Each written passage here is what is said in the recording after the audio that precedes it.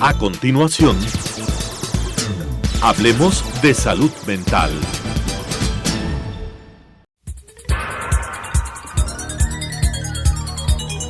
Las opiniones vertidas en este espacio por la producción y dirección del programa son de exclusiva responsabilidad de sus autores y de quienes intervienen en ellos.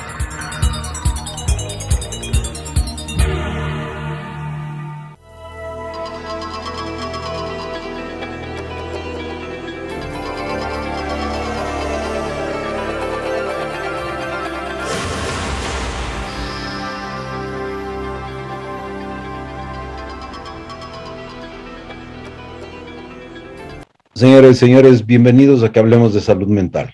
Señores televidentes, buenas tardes. Nuevamente en su programa Hablemos de Salud Mental.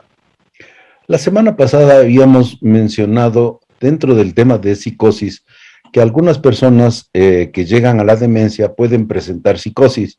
Así que hemos tenido algunas peticiones de que abordemos el tema de demencias en general, así que ese va a ser el tema de hoy.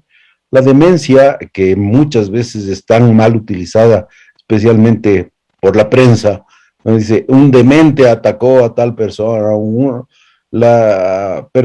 una persona demente, refiriéndose a algún tipo de enfermedad mental, pero la demencia es la pérdida de las funciones intelectuales superiores, es la pérdida de la capacidad del cerebro para ejecutar funciones mentales superiores como concentración, atención y memoria. Sí, yo creo que vale la pena la aclaración que tú acabas de dar. Yo insistiría en eso, porque es bastante común, y no solo en la prensa, inclusive en términos de asuntos judiciales, muchas veces todavía se utiliza eso de demencia. Lo utiliza en un sentido muy amplio, ¿no? Solo es una alteración mental, cuando desde el punto de vista clínico ya sabemos que eso no es así. Desde ese punto de vista bien vale la aclaración. Claro, entonces la pérdida de las funciones intelectuales superiores son las que caracterizan a la demencia. Y la forma más común, más frecuente de demencia es la llamada demencia senil, que ahora sabemos que en gran parte el número de personas que tienen demencia senil, lo que tienen es la enfermedad de Alzheimer, que es una de las formas de demencia. Ahora vamos a ver que aparte de la de Alzheimer, existen otras formas de demencia que se pueden presentar en otras edades. Sí, evidentemente el término de senil también es algo clásico y se daba más bien porque la edad de presentación, pacientes que tenían ya pasado los 60, 65 años presentaban los síntomas de deterioro de sus funciones mentales superiores, ya los colocaban en senilidad. Eso ha cambiado también porque la esperanza de vida nada más ha aumentado notablemente, ¿no?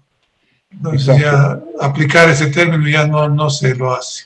Incluso a una persona de más de 60 años que presente una demencia, sería más bien raro, o existe unas formas de enfermedad de Alzheimer de carácter hereditario de presentación temprana.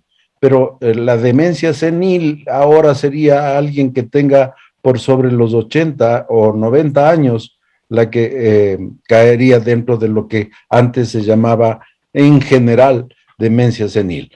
Pero el Alzheimer, que es probablemente la forma de demencia más frecuente, tiene, digamos, dos formas de presentación. Una de presentación temprana, es decir, alrededor de los 60 años, lo cual es muy temprano, en el cual las personas empiezan a presentar un deterioro cognitivo que cada vez se va agravando y llegan al deterioro completo de las funciones intelectuales superiores. Sí, y como lo que tú mencionabas hace un momento, más bien este aparecimiento temprano, en el cual al parecer encontramos carga familiar, ¿no? Encontramos carga familiar y eso como que predispone para que la presentación de los síntomas sea tempranamente alrededor de 60 a 65 años. Y ese deterioro pues es progresivo. Va fallando la atención, la memoria, y por tanto la atención, concentración y memoria, y conforme pasa el tiempo pues se va acentuando más esta incapacidad de ejercer esas funciones superiores.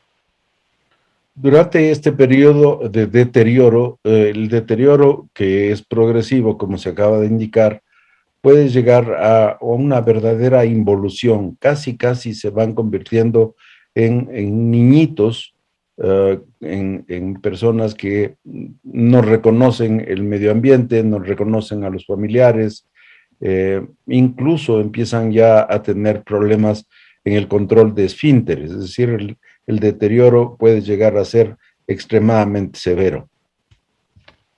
Claro, esto no hay un tiempo ni hay un promedio desde el tiempo en el cual se dé. En unas personas es bastante más rápido y en otras pues es un deterioro más lento, más progresivo. Depende de muchos factores, depende de si hay enfermedades concomitantes, depende de lo que ya habíamos mencionado, la carga familiar, lo tan temprano o tardío de la presentación. Y yo creo que hay patrones de evolución, pero en la práctica cada persona evoluciona diferente con la velocidad o con la progresión de ese deterioro, ¿no? Uh-huh. Ahora, estas pérdidas de las funciones intelectuales superiores en menor grado, es decir, dificultades de carácter cognitivo, se pueden dar en forma normal, es decir, a lo largo del tiempo vamos a ir perdiendo algunas de las funciones intelectuales superiores, pero en forma muy gradual. Es decir, el deterioro cognitivo leve es parte del envejecimiento y no es la demencia. La demencia sería, pues, estas formas graves en las cuales el deterioro llega a ser muy marcado. El deterioro cognitivo leve lo podemos observar en todas las personas por sobre los 60 años, que empieza a ser más difícil recordar nombres o recordar lugares. Hay un cierto predominio de una memoria reciente con mayor dificultad y una facilidad para recordar cosas muy anteriores o cosas viejas, digamos. Pero ese deterioro cognitivo leve no es la demencia, es simplemente parte de la naturaleza en términos del envejecimiento. También hay una forma de presentación a la cual se le denominó pseudodemencia.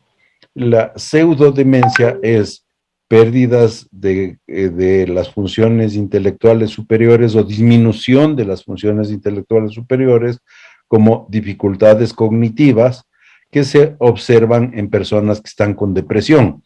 Si le sumamos depresión más edad, entonces uno podría presentarse, el cuadro clínico podría presentarse como un cuadro de demencia, pero si es que nosotros detectamos la depresión de fondo, la tratamos, la recuperación de las funciones cognitivas demuestran precisamente de que no se trataba de una demencia, sino más bien de un cuadro depresivo que estaba afectando el funcionamiento cognitivo de las personas. Este par de cuadros clínicos que tú acabas de mencionar, evidentemente, muchas veces se entrelazan entre sí. Por ejemplo, una persona con más de 60, 65 años que haga un cuadro depresivo, es probable que tenga manifestaciones de dificultades cognitivas, la atención, concentración, memoria que vayan disminuyendo, pero que tengan relación con una baja importante del estado anímico. Inclusive uno podría pensar, si es que no hace un análisis adecuado de la situación, de que estamos ante un deterioro cognitivo leve.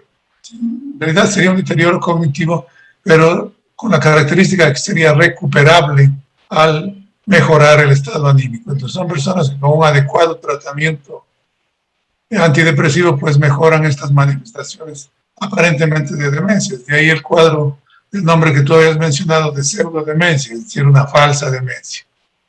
Por otro lado, el deterioro cognitivo leve yo creo que es un deterioro benigno hasta cierto punto. No interfiere en las funciones, no interfiere en el desenvolvimiento de la persona en sus actividades de la vida diaria. Sí, puede olvidar nombres, puede olvidar cosas del día a día, pero que no le dificultan su inserción dentro de su familia o en sus actividades laborales, ¿no? Puede seguir funcionando en bastante buena forma. Uh-huh. El deterioro cognitivo leve que todos vamos a presentar, pues es algo que no necesariamente antecede a un proceso de demencia, ¿no? Es decir, no quiere decir que es una especie de presentación temprana o anticipo de que va a haber una demencia. Es decir, no es que el uno va a evolucionar a otro, indudablemente, eso también es importante aclarar, ¿no? Porque las personas podrían pensar, ya estoy en el leve y cuando me da el más duro, ¿no? Uh-huh. Y como mencionábamos, en la depresión y edad de las personas de tercera edad con depresión, pues es lógico, la depresión hace que uno tenga dificultades de concentración, de atención, de memoria, y además hay una pérdida de interés de estar en contacto con otras personas o un contacto social, o deja de interesarse cosas, deja de leer o deja de ver la prensa. Entonces, eso lleva a que la presentación parezca mucho como que hay un deterioro cognitivo, pero como hemos mencionado ya un par de veces, ese deterioro cognitivo es recuperable cuando la persona recupera su estado anímico normal. Ahora, en las formas depresivas graves, si es que son en personas de mucha edad, también pueden causar un deterioro del cerebro. O sea, la depresión en cualquier edad puede producir daños a nivel estructural del cerebro porque se produce una muerte celular en mayor intensidad o mayor número de células o de neuronas cuando una persona atraviesa por depresión o por ansiedad. Y entonces, si es que las personas han tenido muchos cuadros depresivos o depresiones muy severas a lo largo del tiempo, no han sido adecuadamente tratadas, también pueden presentar un tipo de demencia en forma más temprana del tipo de Alzheimer. Inclusive es lo que vemos en personas con depresiones recurrentes, inclusive no lleguen a los límites de edad que estamos mencionando, pues pero ya pueden tener ese aparente deterioro cognitivo, ¿no? Personas de 40 años que han tenido varios episodios depresivos ya se ven afectados también en sus funciones cognitivas. Obviamente también recuperable en la medida en que vaya avanzando el tratamiento o en la medida en que se recupere el estado anímico. El otro tipo de demencia también frecuente es el llamado demencia vascular. Esta demencia vascular produce una muerte celular similar a la que produce el Alzheimer. En el Alzheimer es por una sustancia llamada amiloide que llega a englobar grupos de neuronas que ya no dejan trabajar. Entonces, estos grupos neuronales de amiloide que engloban o atrapan a neuronas les deja inservibles. En cambio, en la vascular, la pérdida de oxigenación de áreas cerebrales va produciendo una muerte neuronal y el resultado es igual. En un caso, el amiloide es el causante de la pérdida de neuronas y por lo tanto a una pérdida de las funciones intelectuales superiores, y en el otro caso, el poco aporte de oxígeno o el no aporte de oxígeno lleva a la muerte neuronal y por lo tanto las consecuencias en términos clínicos son idénticas, es decir, hay las mismas presentaciones, en el uno caso por amiloide, en el otro caso por falta de oxígeno. Pero en la vascular tendríamos evidentemente antecedentes de enfermedades vasculares, hipertensión, problemas pulmonares, de ventilación pulmonar, no necesariamente en el Alzheimer tienen que presentarse. Muchas veces puede no haber esos antecedentes de enfermedades físicas. Claro, la causa más frecuente para la enfermedad de demencia vascular sería una hipertensión no controlada, porque tratada. Entonces cuando se producen cuadros hipertensivos, estos cuadros hipertensivos van a provocar daño a nivel de los pequeños vasos a nivel del cerebro. Otra de las causas frecuentemente asociada a la demencia vascular es la diabetes, que es la que produce enfermedad de pequeños vasos a nivel cerebral, y esta enfermedad de los pequeños vasos es justamente la causa de que cierto grupo de neuronas esté recibiendo poco oxígeno o ningún oxígeno porque se ha producido un daño a nivel vascular a nivel cerebral, y por lo tanto la muerte neuronal es la consecuencia. En estas vasculares que estamos mencionando, insistimos, la edad no sería un determinante, ¿no? Como en el otro tipo, en el Alzheimer, tendríamos que considerar la edad del paciente para enfocarnos hacia qué tipo de demencia estamos enfrentando. Pero claro, también va a ser de personas que tengan una edad ya de una manera u otra avanzada, sobre los 60 años, ¿no? Es decir, nadie que tiene hipertensión y es joven va a tener cuadros de demencia, pero si es que esa hipertensión no ha sido controlada durante 20, 30 años, las consecuencias las vamos a cosechar a partir de los 60, 65 años. Claro, depende de la evolución en sí del cuadro hipertensivo. Como es una enfermedad que muchas veces es silenciosa, la hipertensión, pues ya cuando se manifiesta y es tratada, pues ya puede haber ocasionado daños.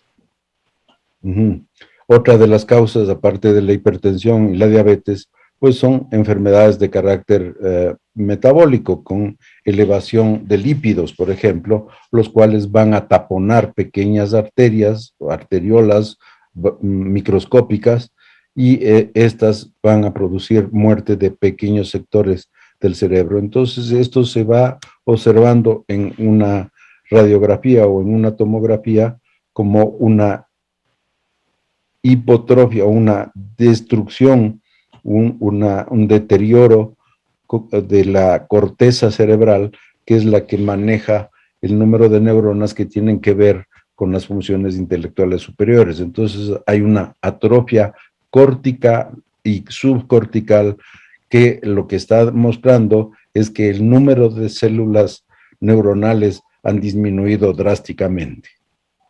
Claro, son cuadros entrelazados, ¿no? Las dislipidemias es la alteración de lípidos en sangre, hipertensión, alteración de glucosa en sangre, pues todo eso está entrelazado.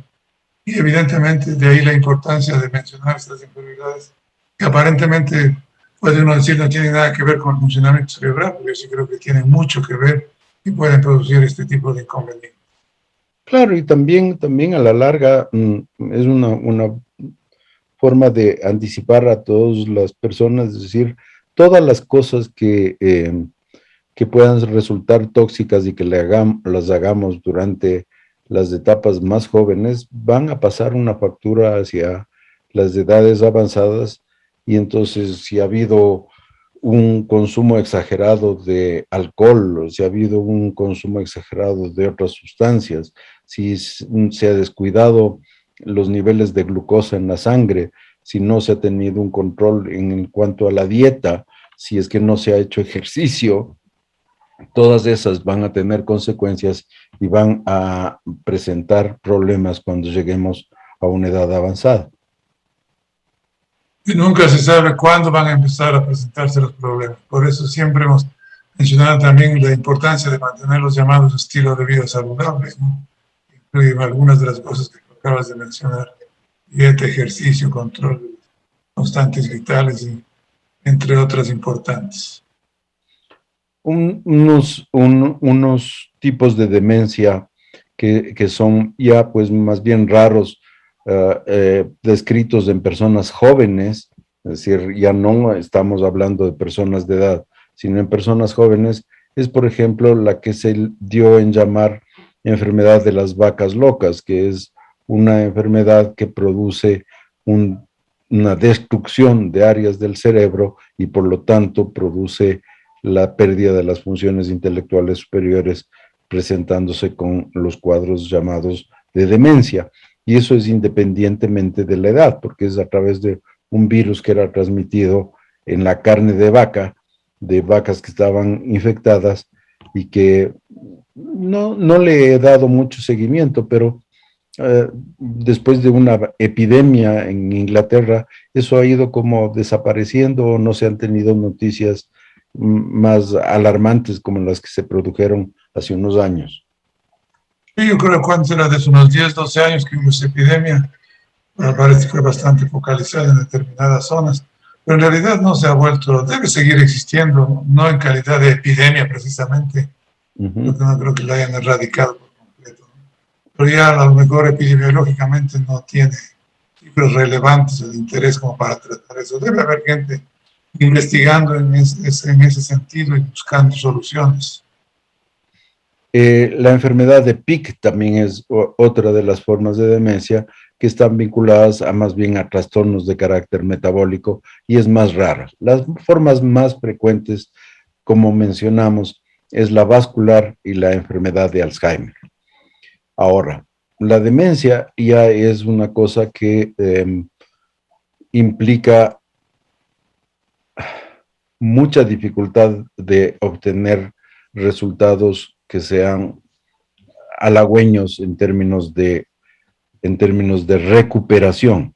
O sea, lo que se ha perdido en número de células cerebrales durante estas enfermedades es tan grande y la recuperación neuronal, que ahora sí sabemos que puede haber recuperación neuronal, es tan lenta y tan poquito en relación a lo que se ha perdido, que prácticamente yo diría que son incurables.